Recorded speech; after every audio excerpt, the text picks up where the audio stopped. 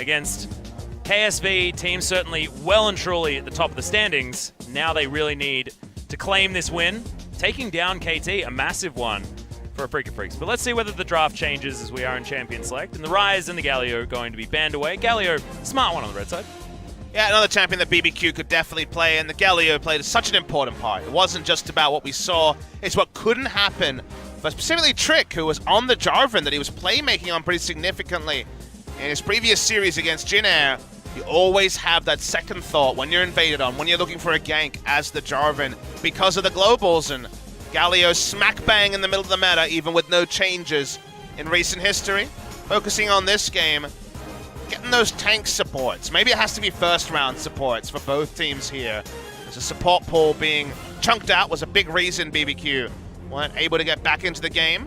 Oh, interesting. So Kog'Maw is going to be the ban here. Was looking like the same bans completely. Ornn was the final ban that felt a little bit like a throwaway for BBQ in the last game.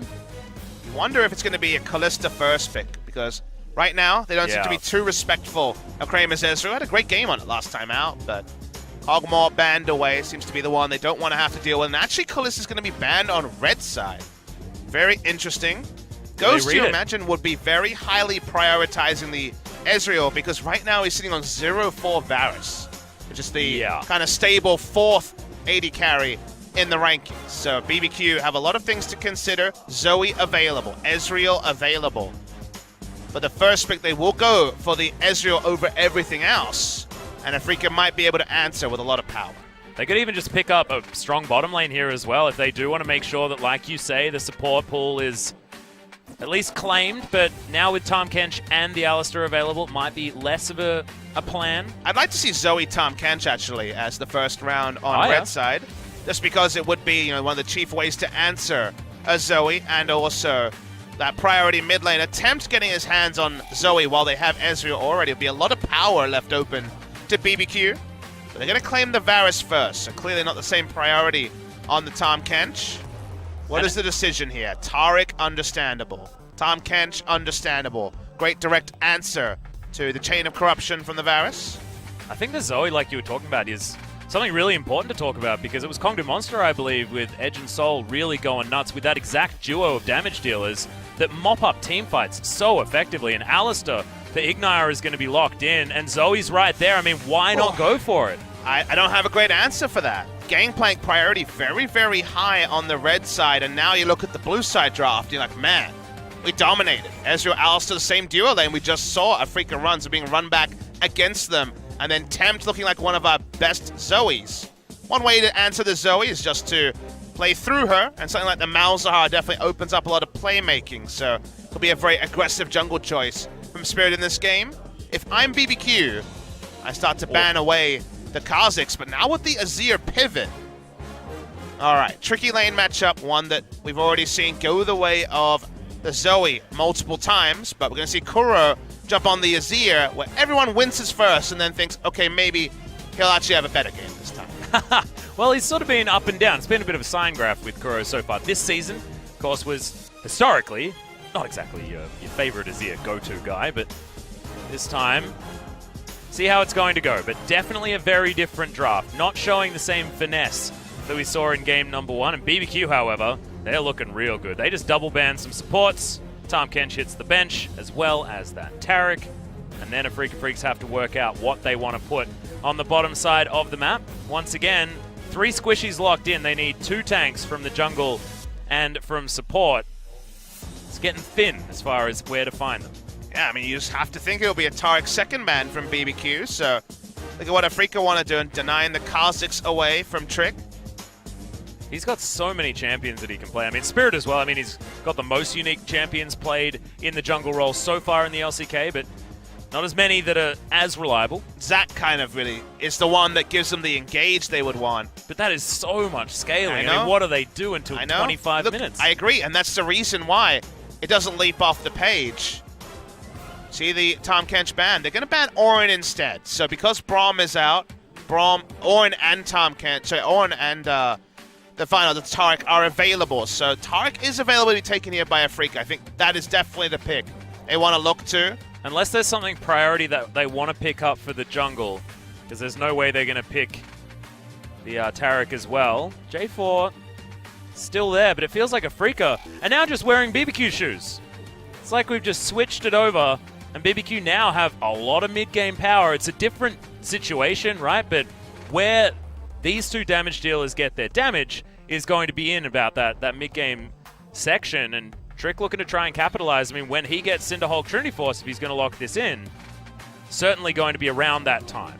Really good at anti-carrying is the Jax. Undefeated so far. Jungle Jax in LCK play 4-0. 3 different junglers try their hand at it this season.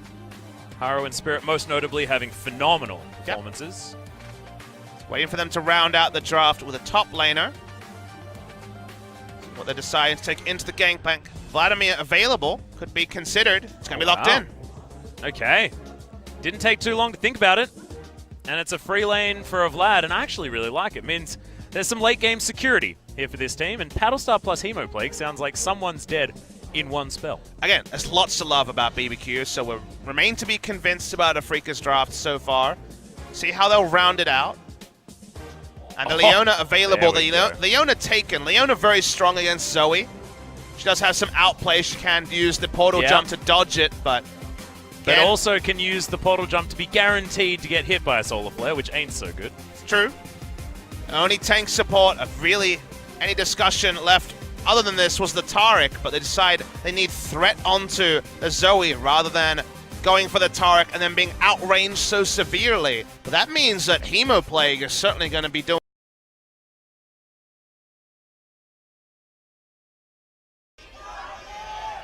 BBQ fans desperate to hang around a little bit longer here in the Soli Stadium. See whether Afreeca are going to let them. They're not going to be out of the gate as fast. As you can see, BBQ fans in the audience. Bono, bit of a shout out. Don't know if he's in the stadium today. Unfortunately, BBQ are not playing on Sunday, Bloody Sunday this time, so I don't think we're going to see him. It's going to be a Saturday match, I believe. A couple of losses in a row, and it might lead to an elevation in the chances that he plays. We should stop. We're never going to stop. Crazy. Did have to get the hell out of there, but Keen's going to stop some backs. Might mean that he has to hang around here as the minions have spawned, and yes, okay. That did lead to the moment where I kind of thought of the old Gangplank. You remember the old Gangplank that had the slow on auto attack, and when you face checked him at level 1, he's chased you down and died? Yes. Kill you, so it didn't also, happen I believe his passive dot did about 1 trillion damage. It did do a truckload of damage. The approximate trillion. But Crazy stays in lane, just pops his refillables, and still will be fine. Let's see how this one goes. We reward BBQ for a better draft than game 1. But Afreeca decided, what about some early aggression? His Spirit's already going for a walk. He's walking mid. Okay, Tempt could be in trouble. He's actually going to notice him earlier than he otherwise would. Kuro was trying to stand back. Ended up being the Raptors' second for the Jax, who can just pop Counter-Strike and do a number on them. That actually spotted out Spirit as he walked up. Looking at the comparison between Trick and Spirit.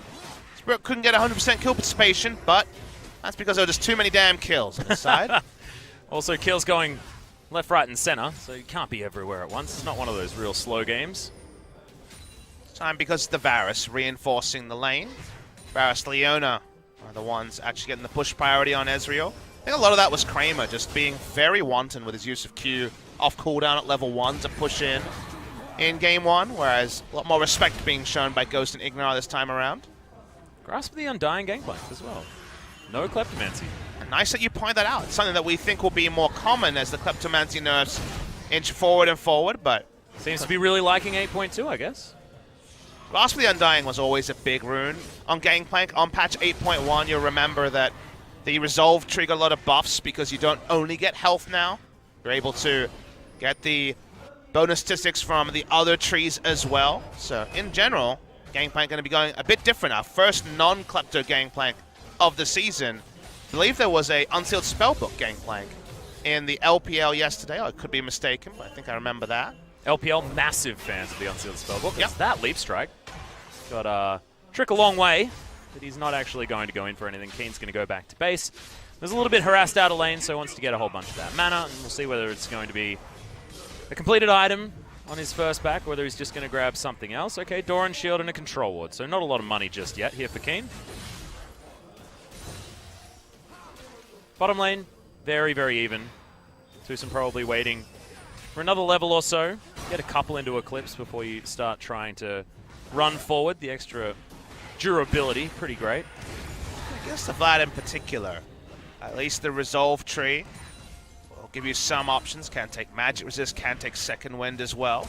Going into the Grasp is a bit more sustained, so we usually think it's an inevitability that Vlad will have intense kill pressure on the gangplank, can just jump on to Ignite as the laning phase goes on. But we'll see if the adjustments take away the inevitability of the matchup. Jack's looking for a lane gank. Well, there's the Flash Pulverize. As really good Zenith play does change the distance. And Tucson is going to be able to get his way out. Nice dodge there on the Mystic Shot as Ghost takes a lot of damage. That Piercing Arrow is going to do a lot of work if it does end up landing, but cooldown a little bit long here at level 3. Level 4 now going to be landed, and Ghost, Blighted Quiver, not going to be torn out of him just yet. Seemed like they stacked their CC a bit there. It was a bit of an overreach. A lot of early damage, even with Ignite on the Alistair. Not sure if we'll get a replay of it, but 2 flashes invested on the side of BBQ for no kill. Not even a significant enough chunk out to end the laning phase for the Leona. Speaking of Leona, she's going for a walk with the Jarvan. Yeah, and Spirit knows Trick's got no flash. Trouble Bubble lands. Tushin says, I don't really mind. Double stun is going to come in, but there it is! Too easy for the side of Afreeca. Follow your moves and kill him. Azir just walks over. Zoe's not there to react. Team of Afreeca of one mindset to help out their jungler. First rotation from Tucson. He was in vision, and yet we still see a death coming through from Trick. That's pretty disappointing. Feels like people were on different agendas around that scenario, and Trick ends up being the sacrificial lamb. Yeah, and we've been a bit spoilt today, Papa Smithy. We've seen some beautiful play out of Afreeca this series, and King's Own Dragon X showed us exactly how coordinated you can be as a League of Legends team. We're not used to seeing mistakes like this today.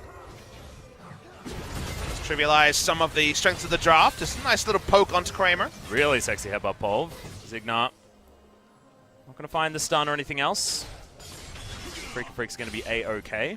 Kuro picked up the assist there as well in the mid lane, so his options certainly still going to be there, but Tempt, it's not about winning right now. It's about when these Paddle Stars can really start to threaten Kuro and also be able to shove him in. Keen's having a great time on the top side. Big wave moving forward. Crazy hasn't been able to deny this GP too much. You do have to judge the matchup a bit differently. Doesn't have the free Klepto gold. Has had to go for Doran's shield, so it's going to be a bit different. But like you say, keeping up healthier is still going to be important. Nice portal jump there, and Kuro will blow the cleanse just to stop him taking about a third of his health. Yep. I'd probably say worthwhile. Just keep yourself in the lane. Tempts teleport, almost back off cooldown once again. Can decide to change that over to anything that he wants if he goes back to base, or just keep it, get himself a free back. A lot of early backing actually going this game. You can see Keen went back just to get that Doran shield earlier on, just an extra Doran's ring for Tempt in the mid lane, showing that he also wants to get some control as Hemoplague comes down, probably mostly to help Crazy get his health back. He does get it. Keen says that was a bit rude, but he's otherwise unfazed. I mean, he's happy about it, right? Because it's one less likelihood of there being threat of a turret dive. Usually if you're going to see a turret dive anytime soon, you'd be holding on to that for when your jungler came. Jungler's bot side. Like you say, Crazy just does it for lane control, for a bit of sustain. But it is also pressure relief from Keen. The longer you can keep up your stopwatch and flash Gangplank, happier you are. Yeah. Interested in what Kramer actually purchased. Oh, actually, it hasn't gone back just yet, but Ghost hasn't gone with the Relic Shield. They don't have anything like that on the bottom side. He's got a Doran's Blade for the extra power. You can understand now why Trick was down there towards the bottom side. I think that they really wanted to capitalize on the potential early flash from Ignar. And also on the play patterns of Leona, which is sort of thing that gets you punished if you go for an aggressive level 3 trade. Doran's Blade start was also done by Teddy, so it's kind of picking up a bit of power on Ezreal in particular. It's always my expectation that when you have Caitlyn and Ezreal in the meta, that Relic Shields will be situational on a lot of AD carries, but you wouldn't have thought it would be there on the Ezreal and the Caitlyn in particular. Moving to patch 8.2 soon, so hopefully Relic Shields will be a thing of the past, and judging by solo queue trends, they are. Yeah, interested to see what is going to happen here as Tempt utilizes his Chilling Smite that he picked up from the ground. Trick waiting for his mid laner. Just makes such good sounds with that skin as well. I'm a fan. Spirit clearing things out. Hasn't been able to find too much this game, apart from capitalizing on a little bit of an overextension by Trick, which is a confusing thing to say when he was in his own jungle. Kuro as well, he's now got his Merc Treads, so going to be able to move out of the way. And in goes Spirit. Easy flash gathered there. Didn't have to invest his own, just needed to cataclysmically jump on top of the Zoe. And that was with an aggressive paddle star, so for almost no damage trade from the Zoe. The flash does relieve a lot of pressure from the mid lane. Looking at the CS values, Kane is still, the kind of respectful 20 CS behind of Vlad, which makes you wonder if taking Klepto and just dealing with a horror laning phase would be worth it if you're going to be down in CS anyway. On the all-in start, then perhaps something like conditioning. The extra magic resist will matter is bot lane. Yep, Zenith Blade, look at all of the CC. Cannon Barrage was there as well. It is going to be Tushin that picks up the kill. As now Ignar, the Unbreakable Will. It is going to wear out soon as Kramer gets in there, just auto-attack after auto-attack. Oh, Zenith Blade just at the max range. Stunning stuff as Kramer could be in trouble. Trick jumps on top of him, but Tushin, he's going to grab a double kill. Heal comes out from Kramer as there's the stopwatch. And we will have the CC back up again for Tushin. Smart for Trick to back away. And Kramer and Tushin just punks the bot lane of BBQ and the jungler as well. Significant outplay. Might as well be, but I don't think there's any laughing about it. It's just going to be Afreeca coming out gangbusters with that. Gotta say, Ignar having a front row seat to Leona plays is great irony given his play on Leona back against SK Telecom T1 at the World Championships. Everything works. Beautiful from Tushin when it all lines up like that. Doesn't matter if you're Ezreal, you get hit by the first CC, you're gonna die. We knew that Trick was there. He's actually spotted on the ward, but they still flash in aggressively. They had some vision. They knew he was around. And yeah, pick up the kill. First the heal, then also the stopwatch to drop aggro. Yeah, really nice timing, and then trusting the fact that Tushin had the Shield of Daybreak back up again. Freecs, we always do praise their bottom lane. Tushin got a very well-deserved MVP in the last game. And now he's fed. Damn, yeah, now he's fed. This is real scary. And Kramer, not feeling great. That Rage Blade, only a few hundred gold away from it, but now has to have a blasting one. Blighted Quiver doing a bunch of damage, Papa Smithy. Ultimate as well. Oh, yeah! And there's the flash. Okay, Tempt is going to stun himself, which is probably not so great. Good portal jump, but I mean, you're going to go back. And that is the problem with Zoe. Avoids the damage from the Emperor's Divide, but no surviving that. Yeah, no way out there. That's 4 kills now early for the Afreeca Freecs. The lane matchups not mattering. Keen staying competitive in the top side after going into the Resolve tree. They're just going to take the turret as well. Ratcheting up the game time here are the Afreeca Freecs. And Tushin is making this all happen. Ganking the Zoe is something we haven't seen in a lot of the Zoe versus Zero matchup. Only Kingzone were able to pull it up. Nice dodge on an ability, but it's still going to be a trip to the death chamber for the Zoe. And now, Leona's even more fed. It's crazy. Tushin's just a man on a mission. Killing spree 3-0-1. He's got the Moby boots. He's going to be everywhere on this map. And we mentioned that this team is another one that's largely based on scaling. They've got the GP, they've got the Azir. We know that Varus fantastic at scaling into the late game as well. But Varus does have a more mid-game focused build to start things off. Doesn't build an Infinity Edge until very late, if ever. And the Afreeca Freecs this time around, instead of what BBQ had, which was almost a hard commit onto we don't want to do anything until 30 minutes, there is transition available. Leona's certainly part of that and doing her job. Also, things are slowing down for BBQ. They're not looking for Trinity Force. No extra kills on Ghost, so no back timer where it made sense for him. Going to go for the Gauntlet. Finishes it now. Only a control item picked up first rather than the burst. So the timing's going to be different for BBQ. The only person having just a happy old time is the Vladimir, which is predictable, but Spirits can now spend a lot of his time just going top lane to relieve pressure, extending the laning phase as long as possible. Turret will probably go down pre-20 minutes.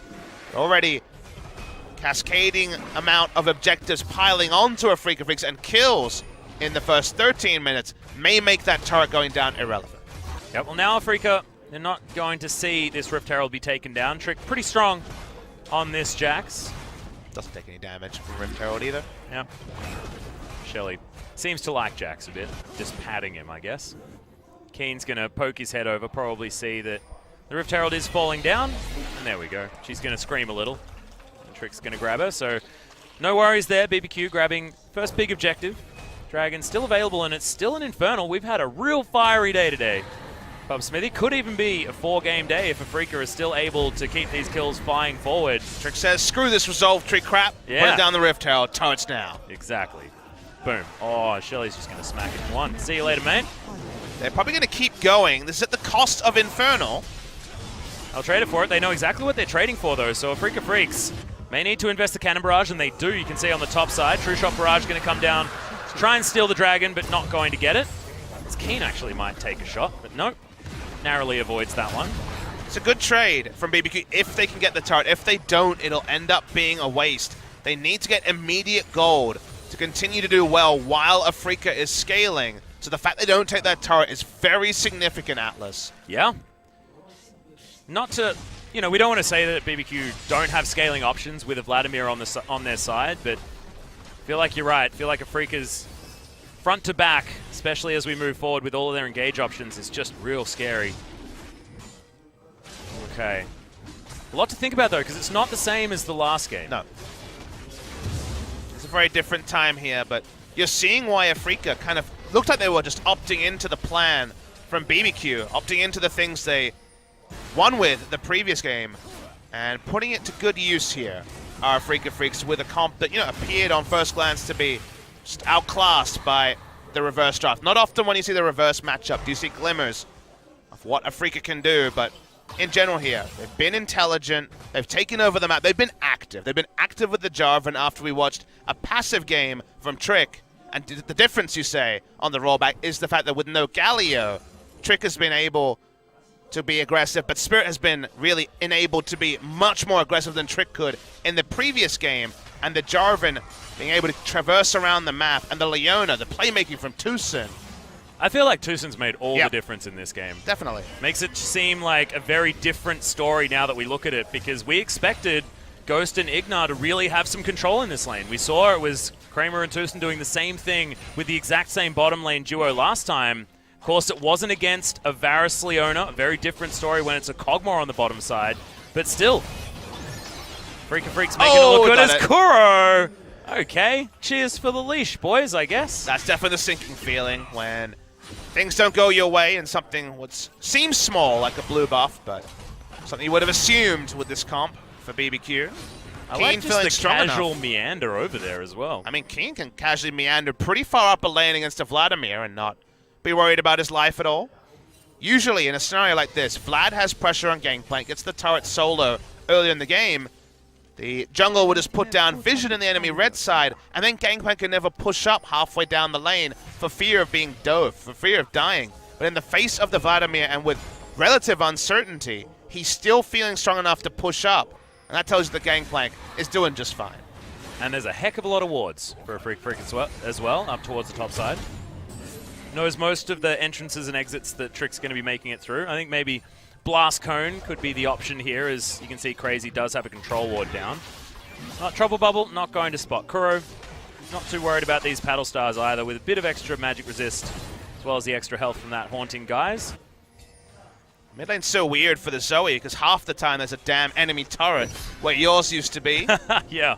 There's no ability to fish because the lane is either short, as the Azir pushes up, or too long. You can't push out for fear of being ganked. So with the laning phase in such disarray for the Zoe, hasn't been able to put any pressure on the Azir at all, to the tune of Azir being way up in CS in a good matchup for the Zoe. Well, Spirit makes it through the only direction that he really could. That stage gets out alive, but I just wanted to draw your attention to the bottom lane as well. Ghost and Ignar just watched their tower fall down. They knew it was going to die, but they weren't able to get anywhere else on the map to try and make it a trade rather than just a sad time to be the bottom lane. 4,000 gold is basically the lead here for Afreeca Freecs. Not quite that just yet, but it just feels like it's moving closer and closer to that mark, and Afreeca really coming out of the gate swinging against a team that, remember, was a little bit higher on the ladder than them. Like, this is not a BBQ that is anything to scoff at like you might have thought in summer last season. We're unsure where these two would last at the end of the season. Both of them had things to like. When ranking these teams, I had Afreeca a little bit closer to the top. I was saying maybe they could penetrate the top 4 with their new roster, and I said BBQ were just a lot stronger than they were previously. And both things are true, but I think in this case, Afreeca just had a little bit more. Spirit has been able to jungle a lot freer than Trick has been tussled up. We've seen some synergy problems, like Trick dying for free in his own red side jungle, as Tempt and he seem to have different ideas about how to play out the jungle invade that came through from Afreeca. And we've seen some individual brilliance from Tucson on the Alistar and now the Leona that hasn't been matched by those sort of brilliant moments from anyone on the side of BBQ. And then the person in this game most in power was taken over, Tempt, on his Zoe that he showed so much on against Jin Air. Turret going down early. He hasn't been able to actually find the space to put down those trouble bubbles. They can extend the game. Like we said in the previous game, there will be good news stories for the Zoe. But right now, for the whole team of BBQ, not many good news stories to speak about. There might be now. Trick is setting himself up, and they did have Soul Vision up here. They may have known that Trick had made his way up. You can see not actually spotted in that particular brush. The Freecs don't want to risk it, even with Spirit waiting in the wings. Controlled play here from Afreeca. They've got a lead. They've got a lot of scaling options. No need to push it. As Keen having a real good time now. He's having a laugh, Papa Smithy. He's not worried whatsoever. Went respectful, resolved for a bit more, landing oomph. He went for an early... Yeah. Spirit Spectre's Bazaar is Cowl. going to be coming in soon as well, so... The Spectre's Cowl was actually to interrupt the Trinity Force. He understood his role. The rest of his team was doing well. Throw down a cannon barrage and don't die. Keep up your turret for as long as possible was his only assignment in this game. Secret Agent Gangplank 002 doing his thing, and Crazy's never swapped over to Ignite. Crazy's never had the jungle coverage or the warding to look for an aggressive dive onto the Gangplank. Gangplank and Vladimir are trading CS. That's not necessarily what the Vladimir was intended to do. Yeah, but Crazy does have 3 items, 3 big and important items for him. I just don't know where he's going to use them, Pop Smithy. Like, the Freecs, if they can keep up this level of control of where BBQ are on the map, their ability to pick anyone off as soon as they come into range, and then, you know, the CC is endless coming out of this team. They'll grab a pick, and once again, it's the same story. Grab a pick, take a Baron, win the game. BBQ, I don't know how much they're going to be able to do to try and stop that one. We saw Tempt have a real problem as soon as Tucson made it into his lane. Item timings on the side of BBQ. You already mentioned Crazy, but Trinity Force also done for Trick. That's true. A lot of pick power if a trouble bubble hits, but to actually hit one when you lost your mid lane turret so early isn't an irrelevant thing. They actually have to find an objective where they can fight around 50-50 vision and have a moment of brilliance from Tempt to make some of these items, to leverage them into the sort of map pressure they want to create. Because right now they don't control the map. They have almost no map presence at all. There's no vision almost on the map from BBQ either.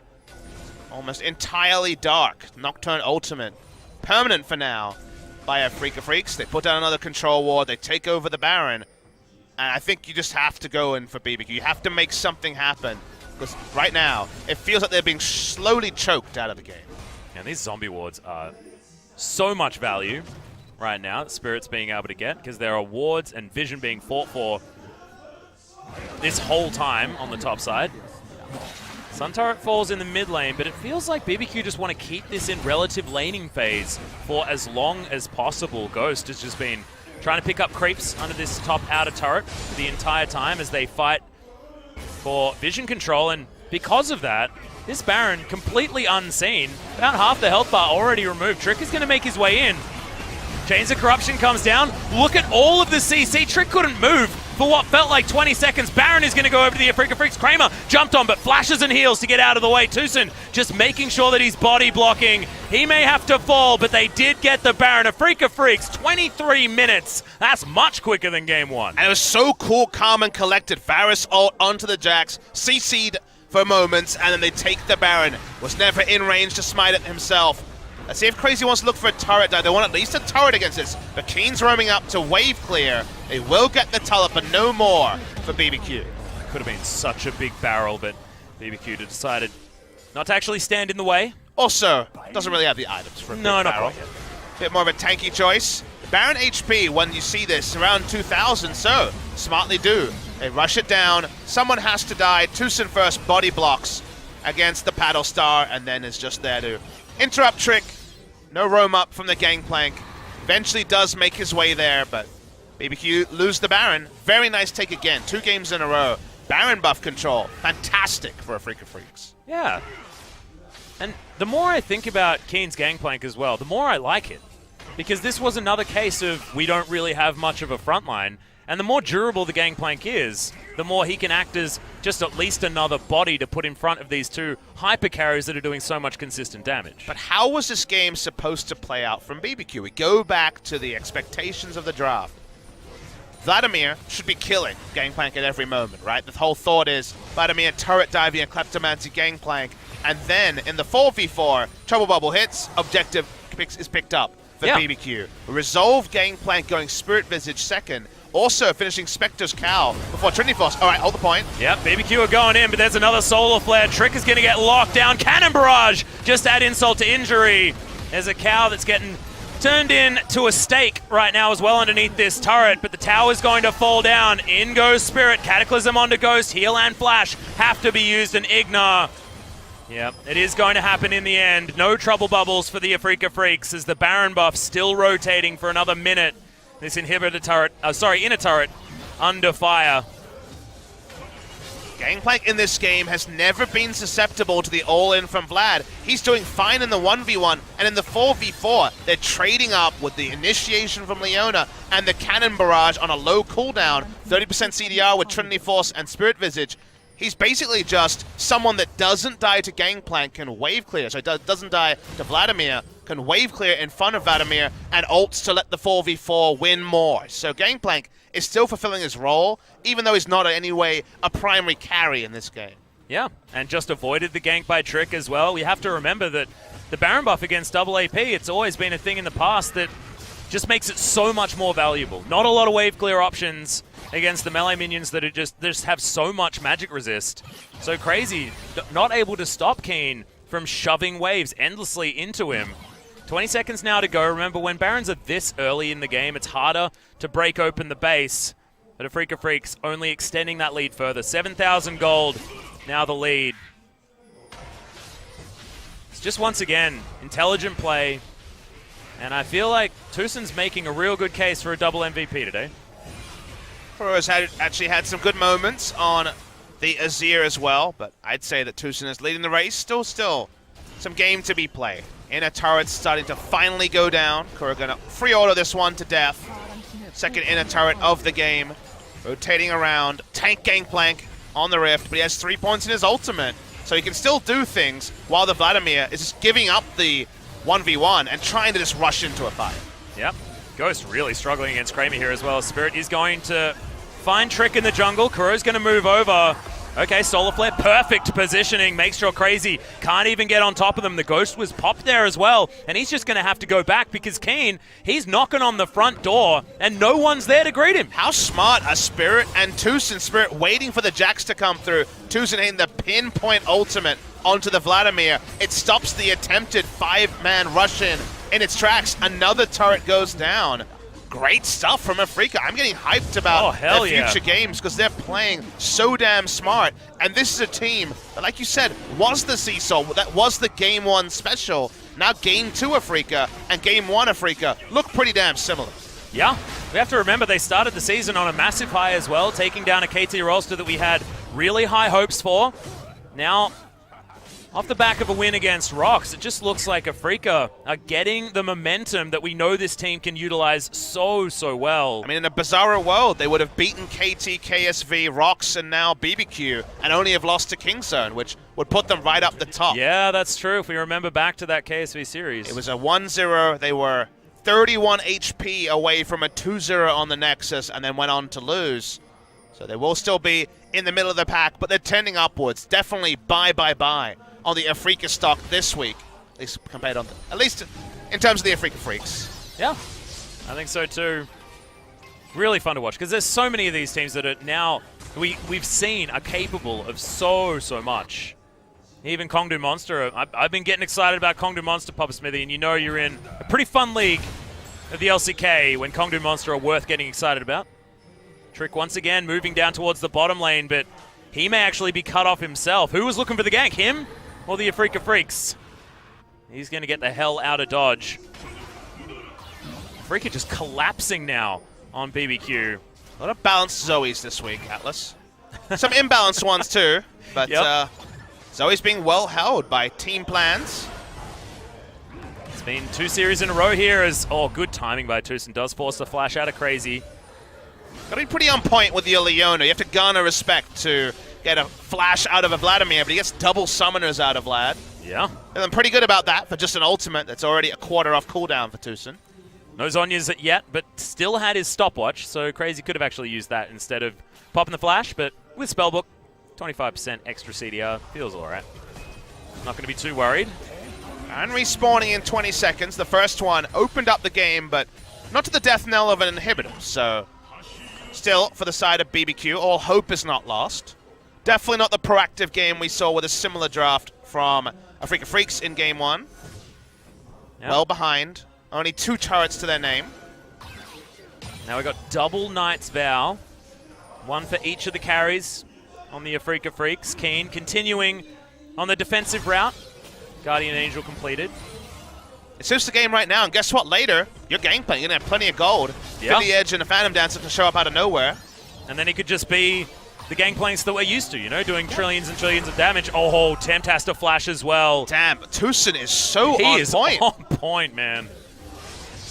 Well, they're looking for it. Spirit just cataclysms his way in. There's nowhere to go. Chains of Corruption come down. Ignar does have the ultimate, but Unbreakable Will is not going to be enough here. Paddle Star gets Tempt probably into danger, as that was an interesting interaction. Still means you're dead though, buddy. Double kill comes down for Kramer. And Afreeca Freecs say thank you very much. I don't even know whether we want to win the game or whether we want to take the Baron. Yeah, any pick was golden as far as Spirit was concerned. Vaguely altered onto Ghost and Ignar, who both had everything up. Didn't matter. They cleaned up from there. Nice roam up and some decent damage from the largely tank Gangplank. They want multiple turrets from this. That just means the Baron will be free by the time they turn their attention to it. Do they even need it? I mean, they've got 28 seconds on Tempt, 10 left on Ignar. I guess his disengage could help them out. So Afreeca Freecs, textbook style, they're going to take a couple of inhibitors while they can. Move back towards Baron, get a bunch of items, put them in their back pockets, and run it down mid to win the game. May even head towards the bottom lane just to take everything that they possibly can. We knew this game wouldn't be easy for Afreeca. There was a lot to like about BBQ's draft, but Afreeca just, accept that. Played fantastic League of Legends. Tucson styling and then some on this Leona. No kills recently, but so many kill involvements from the summoner spells being blown to answer Solar Flare after Solar Flare. And now they're one team fight away from winning the game and from winning another series 2-0. Yep, Tucson's actually 4 items before his 80 carries 4 items, nice. So that feels real good. Redemption now done. He's got a lot of activatables. Whoa. Better be ready with those buttons, but it's only for that final push. Put that Redemption underneath the Nexus turrets, and you feel real good about that. And then look at Alistair's items. Oh my god, look at Kramer's items. No, but look at Ignar's items. He's sad. Kramer's got a Kramer's locket. He's got a locket. They've got triple locket. If you like it, then you should have put a locket on it, I think. Apparently. Is what they're thinking. Apparently. Yeah, they misquoted Beyonce this game. Crazy. Oh, he is still down here. Come back, Kramer. You've got a kill potentially. Okay, teleports are coming in. Crazy says, well, speaking of Beyonce songs, Spirit does manage to go gold. Crazy does it at the same time. Kuro makes his way through, but it is going to be the first kill onto Spirit. They trade it back. It's not going exactly as in Afreeca Freecs' favor as they would have liked, but oh god, goes. One more auto attack would have just straight up killed him. Didn't wait for the third locket, so that really counted against them in that one. The onslaught will still continue. Third inhibitor will roll down with super minions Baroned up. Maybe it doesn't matter, Atlas. Yep. And Crazy, sort of a lot of that team fight pressure that BBQ had with these Baron buffs. You're exactly right. There are so many minions, so many super creeps. And now in goes Trick. Does find a double stun, but Chains of Corruption comes down and he explodes. He's not tanky at all with the Trinity Force build. And Nexus turrets are going to melt once again. Kramer pretty good at taking down structures. They want some kills first, though. It's not going to happen. Minions are going to do it. And Afreeca